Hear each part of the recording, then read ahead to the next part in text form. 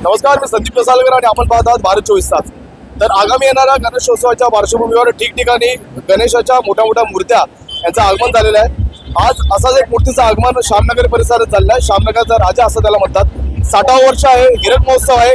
जाऊन घेणार आहोत कशा प्रकारच्या भावना मंडळाच्या कार्यकर्त्यांमध्ये। काय सांगाल, आज हा श्यामनगरचा राजाचं हे 60वा वर्ष हिरक महोत्सव आहे, काय नवीन पाहायला मिळणार आहे यावेळेला? आम्ही आमचा जो देखावा आहे यावर्षीचा, तो असा म्हणतात आमच्या इतिहासामधला न भूतो न भविष्यती असा देखावा आम्ही निर्माण करणार आहोत। म्हणजे अगदी आम्ही 101 रुपयामध्ये वर्गणीच्या 101 रुपयामध्ये आम्ही सगळे सण साजरे करतो। त्यातूनच आम्ही हा सण यावर्षीचा म्हणजे पाण्याखालची द्वारका, समुद्राखालची द्वारका हा एक देखावा आम्ही निर्माण करत आहोत यावर्षी। तर त्यासाठी आपल्या विभागाचे सर्व नागरिकांनी सहकार्य केलंच आहे। अजूनही बाकीचे आपले मंडळ सहकार्य करतायत, स्थानिक नागरिक, स्थानिक आपले प्रतिनिधी, लोकप्रतिनिधी पण सहकार्य करतात। सर्वांच्या सहकार्याने आम्ही आपला गणेशोत्सव साजरा करतो। 5 फुटाच्या खाली ज्या मूर्त्या आहेत त्या कृत्रिम तलावामध्ये विसर्जन होणार। त्याच्यावर जेवढ्या पण मूर्त्या आहेत त्या नैसर्गिक स्तोत्रामध्ये, नैसर्गिक स्तोत्र म्हटलं की समुद्र, नदी आणि तलाव हे सगळं आलं, त्याच्यामध्ये आपण विसर्जन करू शकतो।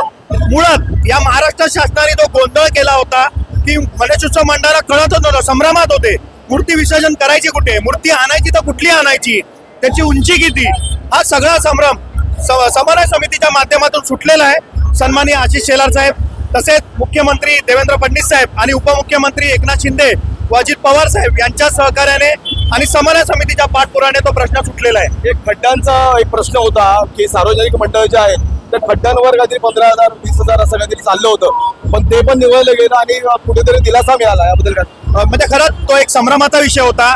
एका खड्ड्यावर कोर्टाने डिक्लेअर केलाय की 2,000 रुपये दंड होता। तर मंडळ हा 101 रुपयाच्या वर्गणीपासून एवढा उत्सव करत असतात।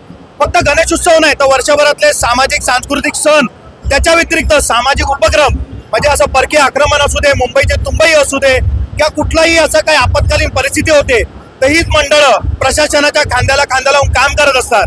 तर एका खड्ड्याचे 2,000चे डायरेक्ट शासनाने 15,000 डिक्लेअर केले। आम्ही त्याचा पत्रव्यवहार केला आणि आम्हाला अभिमान वाटतो।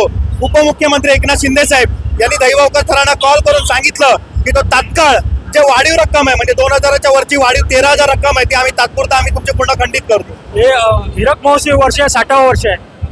आम्ही प्रत्येक वेळेस वेगवेगळ्या योजना घेऊन येत असतो।